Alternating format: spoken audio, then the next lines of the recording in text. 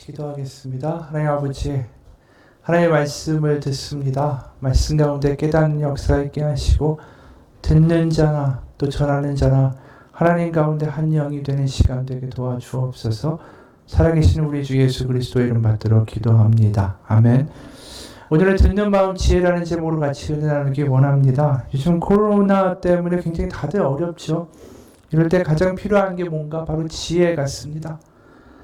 이 상황을 어떻게 헤쳐나갈지 지혜가 필요하고요. 주변에 힘든 사람들을 어떻게 돕고 위로할지 또 우리에겐 지혜가 필요합니다. 이 막연한 삶의 미래를 두고 젊은이나 나이 든 사람이나 다 지혜가 필요하죠. 근데 우리가 알듯이 지혜는 지식과는 다릅니다. 아무리 지식이 있어도 그것을 잘 활용할 줄을 모른다고 하면 아무 소용이 없죠. 어디 가서 아내를 사랑하는 법, 자녀를 사랑하는 법, 남편을 사랑하는 법, 배우고 공부해도 그것이 머릿속에 지식으로만 있고 실제로 활용될 수 없다면 아무 소용이 없죠. 아무리 자기가 교육학으로 박사를 했다, 아니면 뭐로 박사를 했다, 그래도 그 자식을 가르치는 건 다른 문제가 됩니다. 왜냐하면 지식을 아무리 많이 가지고 있어도 그걸 실제로 쓸 수가 없다면 아무 지혜가 아닌 것이죠. 성경 말씀도 마찬가지입니다. 아무리 많이 알고 있고 성경을 익숙하다 할지라도 그것을 살아내어지고 적용되어는 어떤 능력이 없다면 성경에 대한 지식은 있어도 지혜는 없는 거죠. 근데 도대체 지혜라는 게 뭔가 우리가 조금 더 그 내용을 한번 오늘 본문에서 살펴보고자 합니다. 이 오늘 장면이 솔로몬의 아주 지혜로운 명판결을 보여주는 장면이죠. 사건의 내용을 보게 되면 그 오늘 본문 후반부에 그 두 여인이 옵니다. 솔로몬 왕 앞에 갓 태어난 아기 하나가 죽었어요. 왜 죽었냐면 엄마한테 깔려 죽은 겁니다. 그러니까 이 두 여인이 죽은 아이는 다 상대방의 아기고 산 아기는 자기의 아기다 라고 우기는 거예요. 근데 이게 말이 안 되죠. 매일 젖을 먹이고 옷도 자기가 입혔고 근데 어떻게 얼굴을 모르고 피부색도 구별을 못하겠어요. 그러니까 이게 한 여인이 억지로 일방적으로 우기고 있는 상황입니다. 그러니까 솔로몬이 칼을 가져와라, 아이를 반으로 쪼개가지고 반반씩 나눠주겠다. 근데 진짜 엄마가 절절히 호소하는 거죠. 제발 임금님, 살아있는 이 아이를 저 여자에게 주셔도 괜찮으니까 아이를 죽이지는 말아주십시오. 진짜 엄마의 당연한 반응이죠. 근데 이 거짓말하던 상대방 여인은 이렇게 얘기합니다. 어차피 나의 아기도 안 될 거고 당신 아기도 안 될 테니까 차라리 나누어 가지자. 여기서 진짜 엄마가 누군지가 확실히 드러나는 겁니다. 누가 악한 감정을 품고 해코지하는지가 드러난 거죠. 이것을 본 백성들이 28절에 이런 얘기를 했어요. 온 이스라엘이 왕이 심리하여 판결함을 듣고 왕을 두려워하였으니 이는 하나님의 지혜가 그의 속에 있어 판결함을 범이더라. 이 대단한 지혜죠. 거기서 그런 판결을 하고 그렇게 그 핵심을 간파한다라는 게 쉬운 일이 아니니까. 근데 오늘 이 지혜를 다루고 있는 본문 중에서 사실 눈에 띄는 대목이 하나 있어요. 16절을 보게 되면 그때에 창기 두 여자가 왕에게 와서 그 앞에 섰다라고 되어 있습니다. 지금 신하들과 함께 잔치를 벌이고 하나님이 나에게 응답하셨다.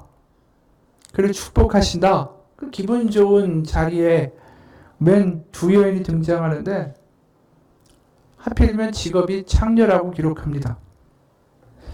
왕이 할 일이 얼마나 많겠어요.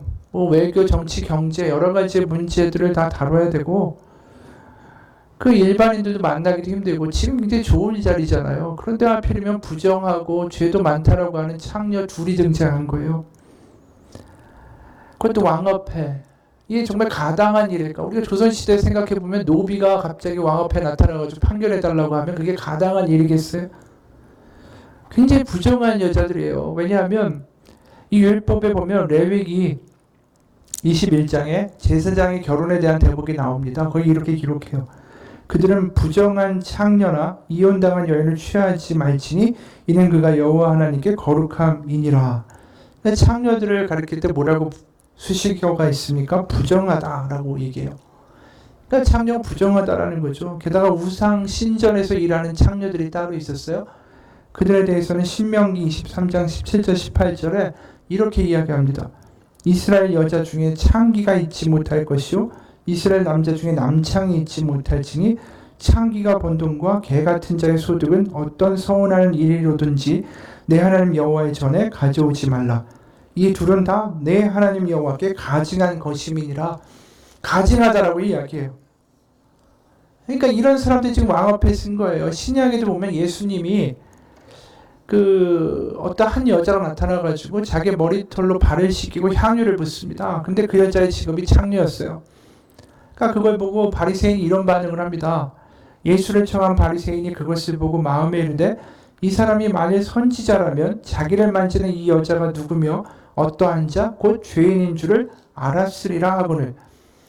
그러니까 한마디로 창녀하면 죄인이고 접촉하기도 싫고 만나기도 싫고 이야기 섞기도 싫은 존재예요. 그런데 그 여자 둘이 지금 가장 기분 좋은 상황에 그 왕 앞에 서게 된 겁니다.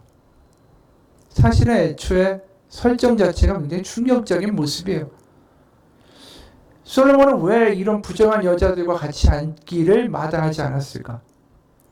고아나 과부의 재판은 들어주는 것이 마땅합니다. 율법에서 그렇게 이야기하니까. 하지만 창녀는 아니잖아요. 그냥 저런 종자들의 이야기는 내가 들어줄 바가 아니다. 이렇게 할 수도 있어요. 게다가 이 사건의 본질이 굉장히 죄질이 나쁜 겁니다. 아이를 죽거나 아이를 죽이거나 이거 자체가 죄가 되던 시절은 아니었어요. 왜냐하면 아이를 너무나도 병으로도 쉽게 죽기도 하고 그 가정의 노동력에 도움이 되지 않는 여자아이들이 태어나면 그 아버지가 갖다 버리는 일도 아주 쉬운 때였습니다. 그러니까 예수님 태어났을 때 헤롯 왕이 유대인의 왕이 태어났다고 하니까 2살 이하의 아이들을 싹 다 죽이잖아요. 그러니까 아이들 죽이는 것 자체가 지금처럼 끔찍한 일이 아니었다라는 거예요. 그럼 문제는 살인이 아니라, 그러니까 살인에 대한 이 벌을 피하고자 하는 게 아니라 지금 이 상대방의 아기가 자기 거라고 우기는 것은 한마디로 목적은 딱 하나예요. 그냥 해코지 하고 싶은 거예요. 그래서 그 아이가 반으로 쪼개질 위기에 딱 처했는데 이런 이야기 하잖아요. 어차피 내 아이도 안 될 거고 너의 아이도 안 될 테니까 차라리 반을 쪼개서 나누어 가지자. 얼마나 뻔뻔하고 얼마나 못된 그런 마음이에요. 그 당시에 창녀들에 대한 인식 수준에 아주 딱 맞는 그런 수준의 사건인 거예요. 딱. 아주 저열하고. 이런 사건에 과연 이 왕이 대화를 하고 싶을까? 그런데도 불구하고 솔로몬은 그 사건에 개입을 합니다. 왜 그럴까라는 거죠. 오늘 이 재판의 장면의 앞에 보면 거기 힌트가 좀 있어요. 솔로몬이 여호와께 나아가 산당에서 매일 번제를 드립니다. 그럴 때 하나님이 솔로몬 앞에 나타나셔서 그 꿈속에서 솔로몬과 대화가 이루어져요. 그게 9절부터 12절까지의 내용입니다. 다시 한번 제가 읽으면 누가 주의 이 많은 백성을 재판할 수 있사오리이까 듣는 마음을 종에게 주사 주의 백성을 재판하여 선악을 분별하게 하옵소서. 솔로몬이 이것을 구하매 그 말씀이 주의 마음에 든지라. 이 하나님이 그에게 이르시되 내가 이것을 구하도다 자기를 위해 장수하기를 구하지 아니하며 부도 구하지 아니하며 자기 원수의 생명을 멸하기도 구하지 아니하고 오직 송사를 듣고 분별하는 지혜를 구하였으니 내가 내 말대로 하여 내게 지혜롭고 총명한 마음을 주노니 내 앞에도 너와 같은 자가 없었거니와 내 뒤에도 너와 같은 자가 일어남이 없으리라. 이 엄청난 지혜를 주시겠다라고 이야기합니다. 그럼 이 지혜를 받은 솔로몬이 도대체 왜 이런 창녀와 같은 저질의 사건을 재판할 마음이 생기고 거기에 이런 지혜가 나타나게 됐을까? 이 지혜에 대한 정의와 지혜에 대한 그 정체가 뭔지에 대한 힌트가 이 대화 가운데 들어있어요. 가만히 보면 첫 번째 지혜는 뭐냐면 오늘 9절에 이렇게 이야기하죠. 누가 주의 이 많은 백성을 재판할 수 있사오리까? 듣는 마음을 종에게 주사 주의 백성을 재판해 선악을 분별하게 하옵소서. 그러니까 지혜는 뭐냐면 선악을 분별할 수 있게 하는 거라는 거예요. 그러니까 솔로몬이 하나님께 요구한 것의 본질은 선악을 구별하게 해주십시오. 근데 우리가 선악이라고 이야기하면 제일 먼저 떠오르는 게 창세기의 선악과예요. 우리 창세기 3장 1절부터 6절을 보게 되면 뱀이 와서 꼬드기죠. 하나님이 참으로 너희에게 동산나무의 그 모든 나무의 열매를 먹지 말라고 하시더냐. 그러니까 여자가 이렇게 대답하는 거예요. 하와가 동산나무의 열매를 우리가 먹을 수 있지만 동산 중앙에 있는 나무, 그러니까 선악과 그 열매는 하나님 말씀에 너희는 먹지도 말고 만지도 말라 너희가 죽을까 하노라 하셨느니라. 그러니까 뱀이 너 죽지 않아 먹어 꼬드깁니다. 그러면서 이렇게 얘기해요. 너희가 그것을 먹는 날에는 너희 눈이 밝아져 하나님과 같이 되어 선악을 알 줄 하나님이 아심이니라. 여자가 그 나무를 본지 먹음직도 하고 보암직도 하고 지혜롭게 할 만큼 탐스럽기도 한 나무인지라. 여자가 그 열매를 따먹고 자기와 함께 있는 남편에게도 주매 그도 먹은지라. 우리가 다 알듯이 선악과를 먹고 어떤 일이 벌어졌죠? 결국 죽게 되고요. 에덴 동산에서 추방되죠. 근데 이들이 이것을 먹었던 동기는 뭡니까? 하나님과 같이 되어 선악을 알 줄 하나님이 아셔서 못 먹게 하셨다. 이렇게 얘기해요. 그러니까 선악을 우리가 판단하고자 하는 의도로 그 선악과를 그 인간이 먹었을 때 그게 영원한 형벌의 원인이 된 거예요. 왜? 교만하니까. 우리가 어떻게 선악을 분별하겠어요? 우리가 내일 운명도 모르는데. 우리가 작년 말만 해도 코로나가 이렇게 난리 필 거 어떻게 알았어요? 우리 반년 후에도 어떤 일이 일어날지 몰라요. 아니 한 달 후에도 무슨 일이 일어날지 전혀 모릅니다. 뭐가 선한 거고 뭐가 악한 건지 어떻게 알아요? 6살짜리 아이한테 선한 게 뭐예요? 사탕이에요. 선하고 좋죠. 근데 그게 나중에 얼마나 나쁜 결과를 가져올지 그 아이는 구별 못합니다. 우리 똑같아요. 우리가 6살짜리 아이들하고 뭐가 다르겠어요? 뭐가 선한 건지 뭐가 악한 건지. 그런데도 불구하고 선악을 내가 정하겠다. 그러면서 선악과를 따먹은 겁니다. 우리가 창세기에 보면은 요셉이라는 사람도 등장하죠. 요셉이 형제들한테 팔려요. 팔려서 애굽에 가서 노예가 됩니다. 그런데 오히려 그 악한 행위를 통해서 어떤 일이 벌어지죠? 요셉이 이집트의 총리 대신이 됩니다. 한마디로 그렇게 되어서 어떤 일을 벌이냐면 이집트의 총리 대신이 된 바로 요셉이 기근 때문에 굶어 죽게 된 야곱이라는 그 일가를 형제들을 다 구원해내는 결과를 가져와요. 그러니까 요셉이 맨 나중에 인생의 말년에 이런 이야기를 해요. 아버지가 죽은 다음에 창세기 50장 20절을 보면 당신들은 나를 해하려 하였으나 하나님은 그것을 선으로 바꾸사 오늘과 같이 많은 백성의 생명을 구원하게 하시려 하셨다. 그러니까 악을 선으로 바꿀 수 있는 것도 하나님이시고 선과 악을 구별할 수 있는 분도 하나님밖에 없다라는 거예요. 선악을 구별할 수 있는 능력을 인간이 가졌다라는 것 자체가 모순입니다. 그런데 지금 솔로몬이 뭘 요구하냐면 하나님한테 선악을 분별하게 해달라는 거예요. 이게 지금 굉장히 모순되는 이야기의 요구를 했어요.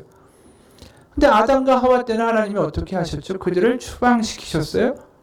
그런데 이번 솔로몬의 요구에는 굉장히 다른 반응을 보이세요. 내게 지혜롭고 총명한 마음을 주노니 너 앞에도 너와 같은 자가 없었거니와 너 뒤에도 너와 같은 자가 일어남이 없으리라. 칭찬과 축복이 이어집니다. 전혀 다른 반응이에요. 근데 어떻게 선악과 때는 전혀 다른 이런 반응을 솔로몬에게 하셨을까? 그것은 지혜의 두 번째 성격과 관련이 있어요. 두 번째로 지혜는 뭔가 선악을 판별하는 것, 그 다음에 두 번째로 지혜는 타인지향적이라는 거예요.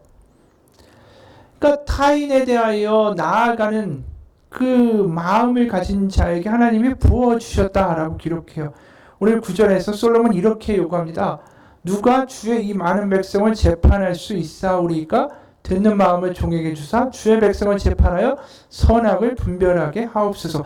선악을 분별하고자 하는 그 동기, 욕구의 배후에는 많은 백성을 재판하고자 함입니다. 라는 이야기가 있어요.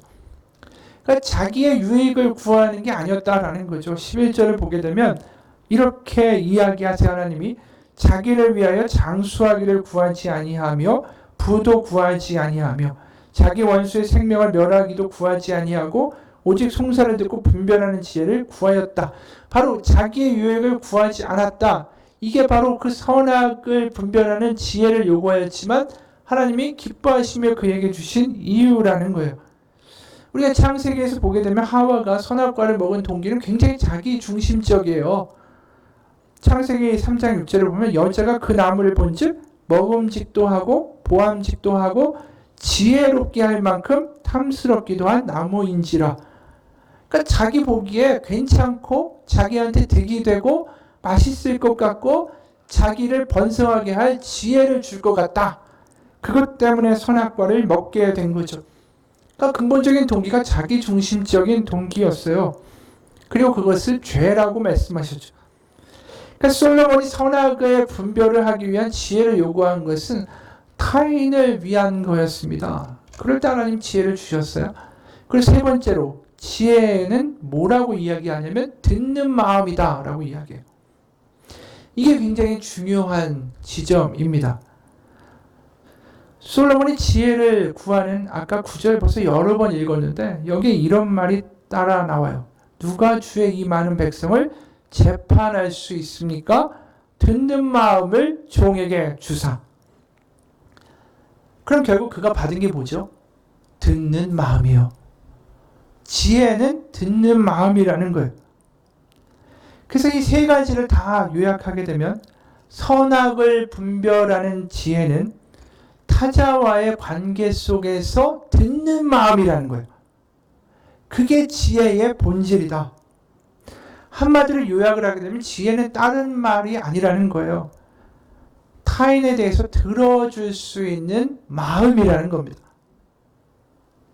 나의 유익을 위해서 다른 사람의 말을 듣는 게 아니라 그 사람을 위해서 들어주는 마음이 있을 때 그게 지혜라는 거예요. 왜 이게 지혜일까? 듣는 마음이 있을 때 우리는 다른 게 보이기 때문에 그래요. 우리가 듣지 않고 판단하고 우리가 분별하면 우리의 생각과 우리의 늘 들어있는 상투적인 반응밖에 나가지 않아요. 딱 보자마자 아 저런 말 하니까 이런 뜻이지, 저런 표정이니까 이런 거지, 그러면서 우리는 늘 내 안에 이미 기본으로 저장되어 있는 반응을 하게 돼 있어요. 듣는 마음이 없는 사람은 늘 똑같은 모습으로 살게 돼 있다라는 거예요. 듣는 마음이 있는 사람이 다른 게 보이고요. 다른 게 들리는 거예요. 전에도 한번 이야기했는데 노숙자 사역을 하는 분이 있어요. 이분이 어느 한 노숙자에게 너무 시달렸어요. 어느 날 하나님께 엎드려 기도합니다. 하소연해요.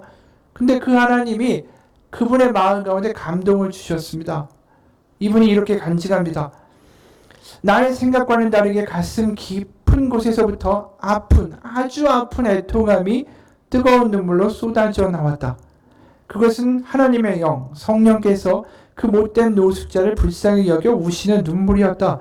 억지로 눈물을 멈추고 설교를 시작했다.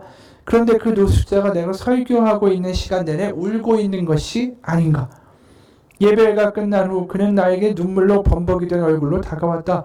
사모님, 나 때문에 우셨죠? 아까 예배 전에 사모님이 나 때문에 울고 있는 게 다 느껴졌어요. 이젠 행패 부리지 않을게요. 그동안 내가 왜 소리도 지르고 화분도 발로 차서 깨뜨렸는지 아세요? 나 너무 아파서 그랬어요. 마음이 아팠다라는 거죠. 근데 신기하게도 그 이후 나에게는 이상한 버릇이 생겼다. 노숙자들의 어떠한 행동에도 조금도 화가 나지 않는 것이다. 나는 이상한 행동을 하는 노숙자들의 손을 잡으며 말한다. 너무 아프군요. 아파서 그러시는 거지요? 그를 쳐다보자 술로 빨개진 눈에서 눈물이 흐르는 것이 아닌가. 나는 마음속으로 말한다. 그래, 저 사람이 너무 아파서 그러는 거야.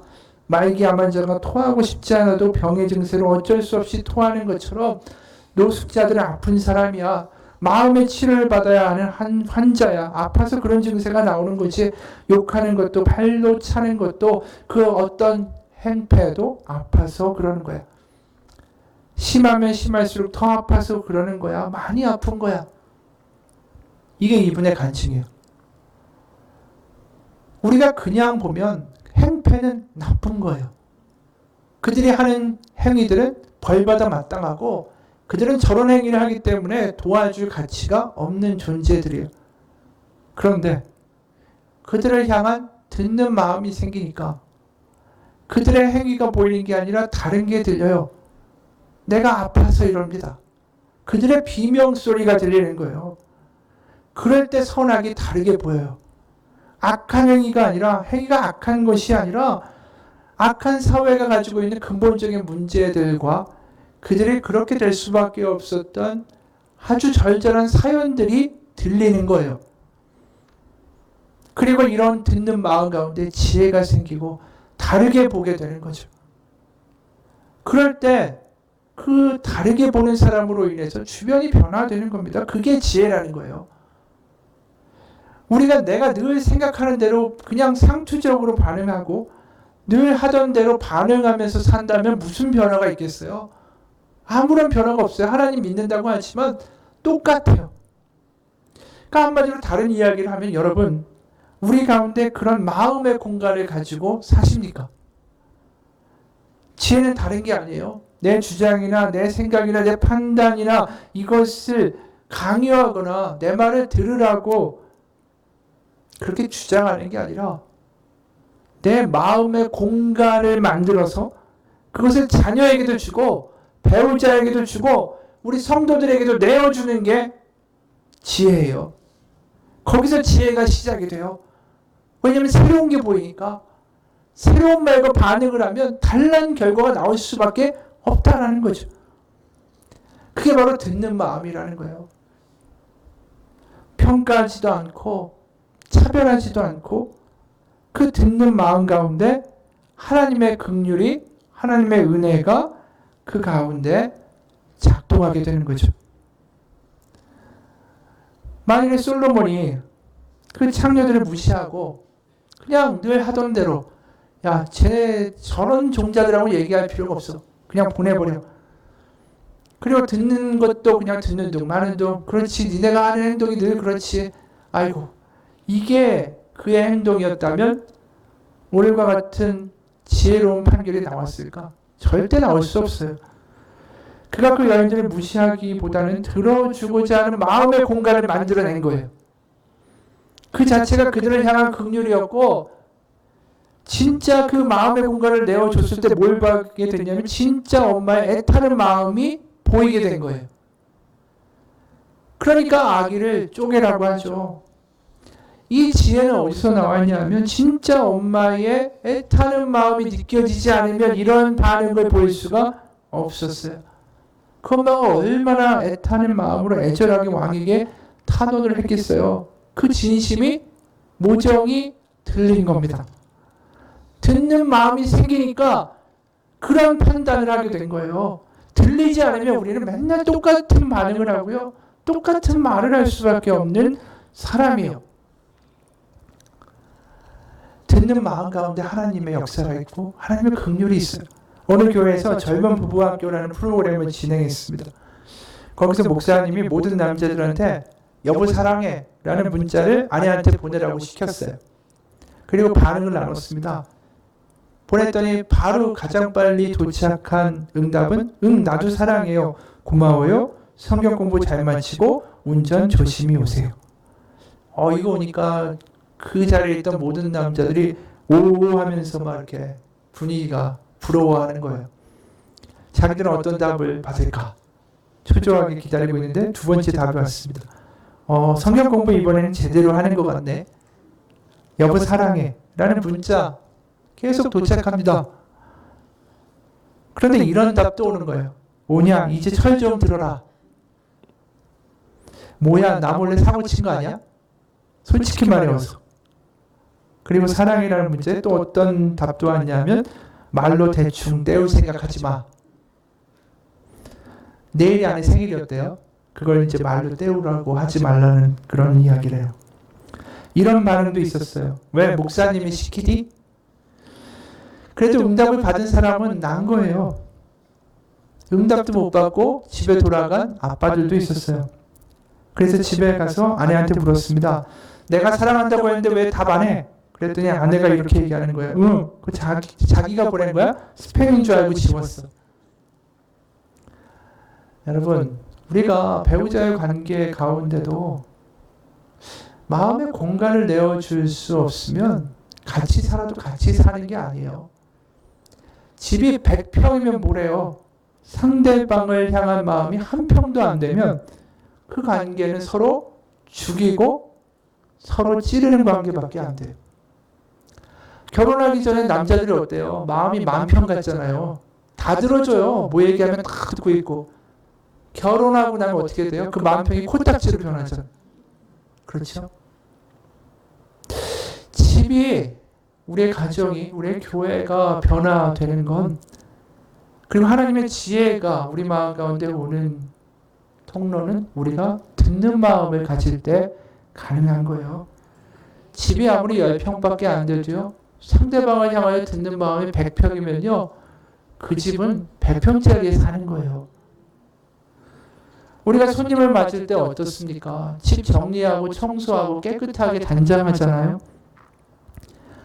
우리가 그런 물리적인 공간에 신경을 쓰는 게 아니라 우리의 마음의 공간을 만들어내는 데에 신경 써야 돼요. 우리의 마음을 정돈해야죠.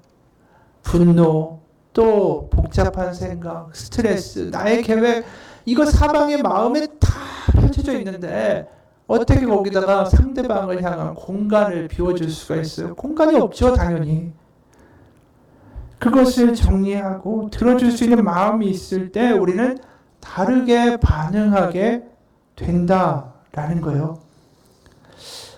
어느 회사 여직원이 있어요. 아주 큰 회사였는데 그 여자의 상사가 부장이었는데 말도 안 되는 요구를 하는 거예요. 도저히 맞춰줄 수 없는 요구를 막 하니까 이 자매가 지치고 화가 나고, 그러다 보니까 이 부장님하고 대화할 때마다 얼굴도 싫은 표정이 드러나고 불만도 막 나오고, 그러다 보니까 직장 다니는 것도 힘들고 마음도 복잡하고. 근데 이 자매가 그걸 놓고 기도하기 시작했습니다. 근데 기도하면서 이런 생각이 들었어요. 부장님도 자기가 그러고 싶어서 그러는 게 아니라 위에서부터 내려오는 압력 때문에 어쩔 수 없이 그렇게 행동하고 말하고 있다라는 그 생각이 들었어요. 그러면서 그녀가 눈이 바뀌고 그 자매가 새로운 눈으로 바라보게 됐어요. 그러면서 대화하는데 상대방에 대한 긍휼과 공감이 드러나기 시작했습니다. 그리고 이렇게 얘기했어요. 부장님한테 지금 경기가 안 좋아서 회사 상황 때문에 부장님도 저도 참 힘들게 됐네요. 부장님 정말 많이 힘드시죠? 이 말 한마디에 그 부장이 너무 달라졌어요. 왜? 그 마음을 알아주니까. 그 하나가 지혜로운 말이 된 거예요. 당신 왜 이래가 아니라 이 말 한마디로 바뀐 겁니다. 우리가 듣는 마음이 생기면 그곳에 하나님의 지혜가 생기는 거예요. 듣는 마음이 있고 마음의 공간을 상대방에게 하나님 앞에 내어놓으면 우리는 거기서 새로운 것을 보게 되고 듣게 되는 역사가 생깁니다. 바로 하나님을 믿는 사람들은 그 일을 하는 거예요. 하나님이 아니면 우리는 너무나도 쉽게 우리의 마음의 문을 닫아버리는 사람들이에요. 남한테 마음 주지 않아요. 잘 마음을 여는 순간 상처받을까 봐 바로 닫아버립니다. 그러면서 습관적으로 이해는 이로, 눈에는 눈으로 반응하죠. 예를 들어 딸이 좀 늦게 들어왔어요. 통금 시간을 정했어요. 야, 너 이때까지 안 들어오면 너 알아서 해. 용돈도 없어. 근데 이 딸이 그 말을 잘 안 들어요. 그러면 맨 처음에 분명히 딸아이를 내가 보호해야지. 그런 생각으로 만든 규칙이니까 맨 처음에 그랬죠. 그런데 점점 딸아이가 그걸 안 지키면 무슨 생각이 드냐면 내가 딸아이를 보호하기 위해서 사랑하기 위해서 만들었다라는 생각은 사라지고 제가 나를 무시하네. 일로 옮겨가야 생각이. 그러면서 내 중심적인 사고를 하고 내 마음의 문을 닫아 걸고는 그 아이가 가지고 있는 문제나 또 지금 가지고 있는 고민이나 아니면 방황하는 이유나 그거에 대한 생각을 하려고 하지 않고 나를 무시한다는 생각에 그냥 사로잡혀 버려요. 듣는 마음이 안 생겨요. 그러면서 마음 가운데 야, 이 부장도 날 무시하고 아내도 나 무시하는데 이제는 딸년까지 나 무시하네? 이런 생각으로 가는 거예요. 그러면서 상투적인 반응과 대화가 이어집니다. 권위로 누르려고 하고 내 집에선 내 맘이라고 소리 지르고 아빠는 화를 내고 아이는 우리 아빠는 꼰대라고 이야기하고 끝나버려요. 우리가 하나님의 사람이라는 것은 상대방의 어떠한 행동에도 불구하고 우리의 마음의 공간을 그에게 내어준다는 데 있는 거예요. 우리의 마음의 문을 닫아 걸지 않고 그를 향하여 마음의 문을 열어주고 마음의 공간을 내어주는 것은 기도하는 사람만이 할 수 있어요. 사랑하는 사람만이 할 수 있습니다. 미운데도 마음의 빗장을 열고 그를 위해서 기도하고 그에게 듣는 마음을 내어줄 수 있어요. 왜? 하나님 때문에. 그게 사랑이고 그게 긍휼이에요. 그럴 때 이미 이야기한 대로 나를 무시하는 말 안 듣는 딸이 아니라 세상 속에 자기도 아파하고 힘들어하고 그래서 방황하고 속도 상한 그 어린 딸이 보이는 겁니다. 그게 듣는 마음이고 그게 지혜예요. 솔로몬이 그거잖아요. 창녀들을 혼내고 저질이라고 욕하고 상종도 안 하는 게 아니라 그들 앞에 앉아서 다 들어주는 거, 그 아픔과 그 눈물을 다 안아주는 거. 그게 지혜의 시작이고 그게 다른 판결을 내릴 수 있는 계기가 된 겁니다. 다른 게 보이니까 우리가 듣는 마음으로 우리의 마음을 내어줄 때 우리는 거기서 다른 걸 보게 돼요. 다른 걸 듣게 되고 그러면서 솔로몬은 창녀가 아니라 그 겉이 아니라 그 안에 모성애를 가진 엄마가 보인 거예요. 여러분, 우리가 기도하지 않으면 우리의 마음의 공간은 절대로 만들어지지 않습니다. 얼마나 바쁜 세상이에요. 얼마나 스트레스가 많아요. 힘들고 나도 지쳐 죽겠는데 감정대로 짜증내고 화내는 게 우리의 일반적인 생활 아니에요? 그러면서도 변화는 있었으면 좋겠고 내 가정은 왜 이럴까? 왜 내 직장은 이럴까? 왜 내 삶은 이럴까? 이런 고민 안 해보는 사람들이 어디 있겠어요? 그 모든 원인은 마음의 공간이 없어서 그래요. 우리가 설사 들어준다 하더라도 정말 기도로 하나님 가운데에 들어주는 것이 아니면 그것은 듣는 척하는 거예요. 예를 들어서 부모가 이제 나도 듣는 마음을 가져야지. 아이 앞에 앉습니다. 그러면 들어주는 척해요. 하지만 엄마의 마음에는 이미 답이 정해져 있어요. 그래 빨리 들어서 달래주고 학원 보내야겠다. 답이 다 나와 있잖아 이미. 이건 듣는 척이지 듣는 마음이 아니에요. 오직 기도할 때만 우리의 마음의 공간을 내어주고 진짜로 그 사람의 존재를 그대로 들어줄 수 있습니다. 내 마음의 쓰레기가 먼저 치워져야 돼요.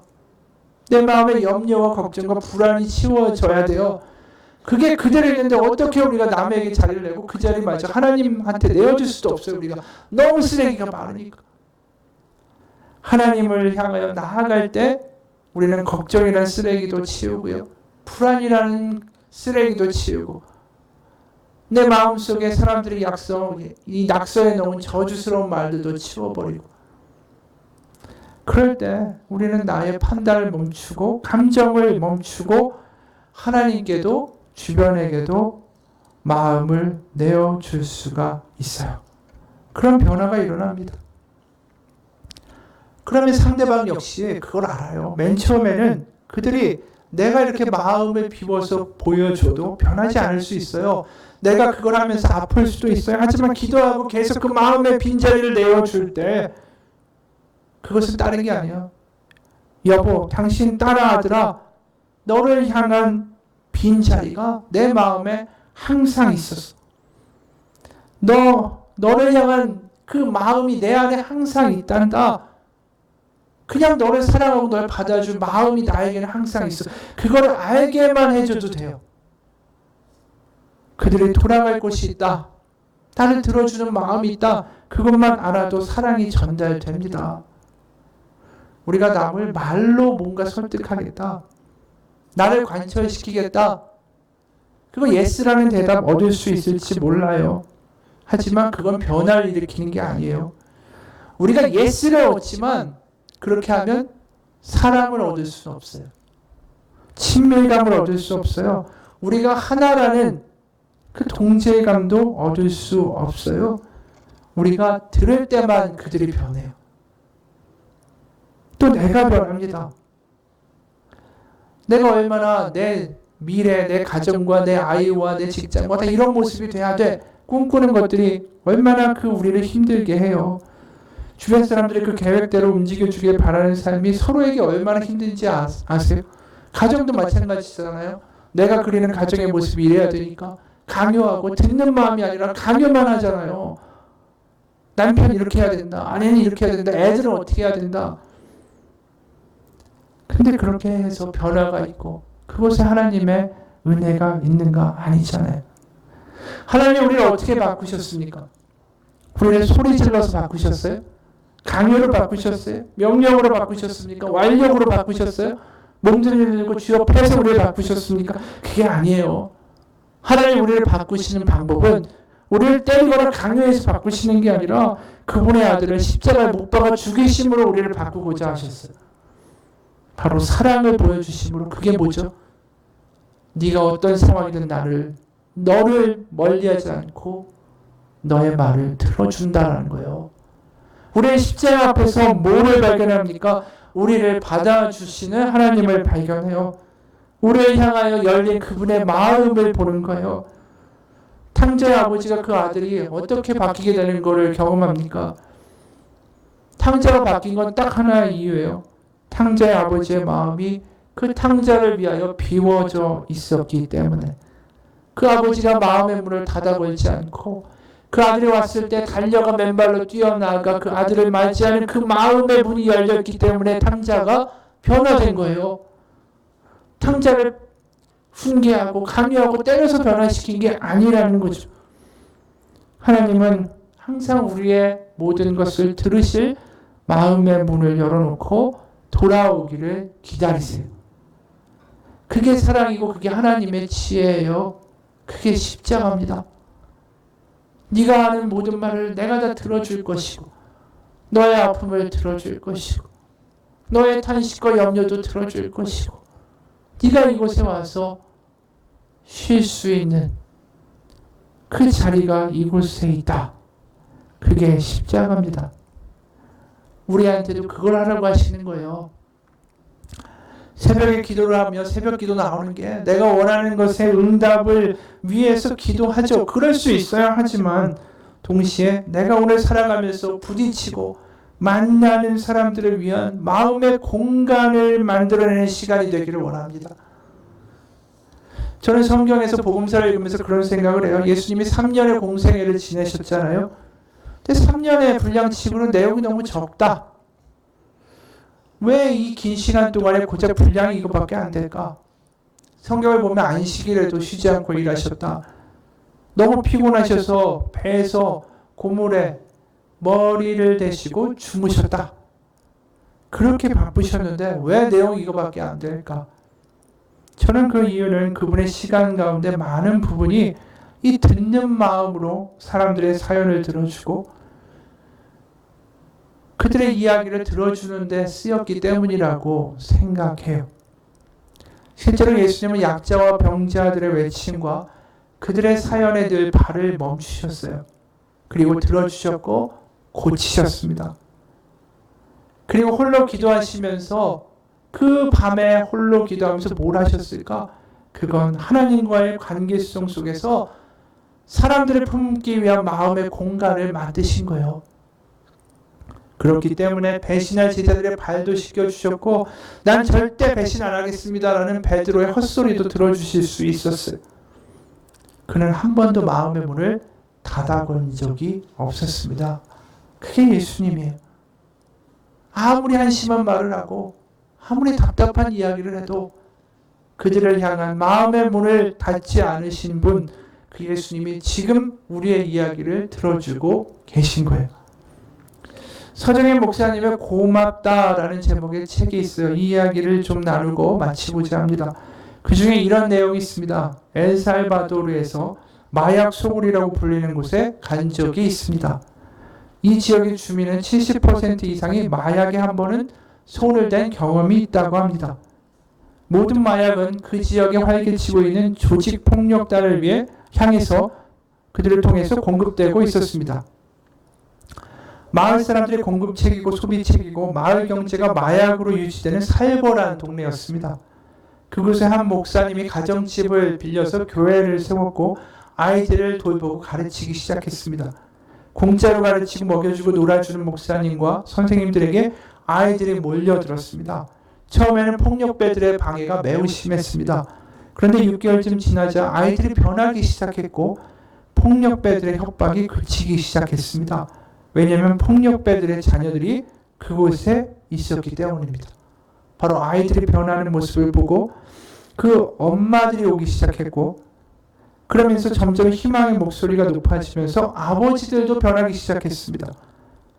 우리 일행이 그 교회에 도착하자 우리를 따뜻하게 맞아준 목사님과 성도들이 자신들의 이야기를 들려주었습니다. 그 중에서 가장 기억에 남는 것은 한 아버지의 고백이었습니다. 이 아버지는 어린 딸과 예쁜 아내를 옆에 세워놓고 자신의 이야기를 들려줍니다. 안녕하세요. 저는 주일학교 선생님입니다. 하지만 이전에는 조직폭력단에 소속돼서 오랫동안 마약을 팔았습니다. 그러다가 덜미를 잡혀서 감옥에 가게 됐지요. 저 같은 사람은 감옥에 가면 나오기가 아주 어렵습니다. 복역 기간이 길지요. 그러니 대부분의 경우 가장 먼저 아내와 아이들이 떠납니다. 저도 각오했죠. 아니나 다를까 제가 감옥에 가자 아내는 집을 떠날 결심을 했습니다. 딸아이는 그때 교회에서 양육을 받고 있었는데 하루는 아이가 집에 왔을 때 아내가 가방을 싸고 있었습니다. 엄마의 표정이 심상치 않은 것을 본 아이가 왜 그러냐고 물어도 아내는 저리 가 있으라고만 하고 대답을 피했습니다. 말없이 물러나 있던 딸은 한참 후에 다시 나타나 아내에게 이렇게 말했습니다. 여기까지 이야기하고 아버지는 눈물을 닦았습니다. 옆에서 아이의 어머니 또한 묵묵히 남편의 말을 듣고 있었습니다. 바로 그 아이의 말은 이것입니다. 엄마, 우리가 떠나면 예수님이 아빠를 사랑하시는 것을 누가 알려줘? 누가 아빠랑 함께 있어? 그 말에 아이의 엄마는 짐을 싸던 손을 멈췄고 아이는 마지막으로 이렇게 말했습니다. 예수님이 아빠도 사랑하시잖아. 그는 이 말을 하며 그 큰 등치로 펑펑 울었습니다. 감옥으로 찾아온 아내는 그 이야기를 하며 남편이 감옥에 얼마나 있든 딸과 함께 기다리겠다라고 했습니다. 그는 모범수로 조기 석방되어 가족의 품으로 돌아왔고 매주 이 교회 주보를 폭력 딸에게 가져다 주며 그들과의 완전한 관계를 끊어버렸습니다. 그는 마지막으로 이렇게 말했습니다. 딸을 통해 제가 예수님을 알게 됐습니다. 저 같은 죄인도 사랑받을 자격이 있고 언제나 사랑받는 하나님의 아들임을 말입니다. 이 이야기를 보면서 이런 생각을 했어요. 딸이 아빠에게 준 것은 다른 게 아닙니다. 아빠를 위해서 비워둔 마음이었어요. 아내도 남편을 향한 마음을 주지 않았어요. 이 딸만이 그 아빠를 위한 마음의 자리를 비워 줬습니다. 아빠가 돌아갈 곳은 물리적인 집이 아니에요. 그 아이의 마음이고요. 엄마가 비워둔 그 마음으로 돌아가는 겁니다. 하나님이 우리에게 비워둔 마음처럼 바로 그 아빠를 향하여 그 아이가 비워둔 그 마음 가운데에 회복이 있고요. 변화가 있고 바로 이 딸이 하는 말이 이것 아닙니까? 엄마, 우리가 떠나면 예수님이 아빠를 사랑하시는 걸 누가 알려줘? 누가 아빠랑 함께 있어? 예수님이 아빠도 사랑하시잖아. 이게 바로 지혜의 말이었어요. 이게 바로 하나님이 주신 지혜입니다. 악을 선으로 바꾸시는 하나님의 지혜. 우리도 뭔가 가득 찬 마음이 아니라 상대방을 위하여, 오늘 만나는 이들을 위해서, 또 하나님을 향해서 마음을 비우는 기도의 삶이 되시기를 축원합니다. 그곳에 지혜가 있고요. 그곳에 하나님의 음성이 있고 그곳에 하나님의 눈물과 능력과 인도하심이 있습니다. 같이 기도하겠습니다. 하나님 아버지, 우리는 지혜라는 열매만을 먹고 싶습니다. 나는 하나도 변하지 않고 그냥 내가 원하는 대로 이 문제를 해결할 지혜가 필요합니다. 이기적입니다. 내 뜻대로 바꾸고 싶습니다. 내가 원하는 지혜, 내가 원하는 선악을 가지고 세상 가운데, 주변 가운데, 배우자에게, 자식에게 직장에게 그렇게 나아갑니다. 그러면서 변화를 바라지만 아무런 변화도 일어나지 않고 어떠한 지혜도 그곳에는 존재할 수 없습니다.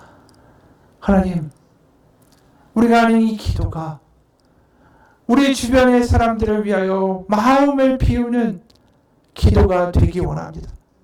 하나님을 향하여도 마음이 비워지고 이웃을 향하여서도 내 자녀를 위하여서도 내 배우자를 위하여서도 내 주변의 사람들을 위하여서도 비워주는 마음을 갖게 하는 기도가 되기 원합니다. 내 것을 원해서 내 것으로만 채워가는 채우는 기도가 아니라 마음을 비워 예수 그리스도를 닮아가고 마음을 비워 주변 사람들에게 사랑을 전하며 들어주며 위로하며 격려하며 다른 말을 할 수 있는 하나님의 지혜의 사람으로 살아가기 원합니다. 하나님은 그곳에 하나님의 것을 채우십니다. 바로 하나님 빈 곳에 하나님의 성령을 채우시고 하나님의 긍휼을 채우시고 하나님의 마음을 채워주시고 하나님의 지혜를 채워 주옵소서. 그래서 나로 말미암아 수많은 사람들이 복을 받고 나로 말미암아 나의 가정이 그 마음이 너무나도 넓은 백평과 같은 마음의 공간 가운데 살아가는 가정이 되게 하시고 교회가 되게 하시고 일터가 되게 하여 주옵소서. 살아계신 우리 주 예수 그리스도의 이름 받들어 기도합니다. 아멘. 우리가 이 시간 봉헌하겠습니다.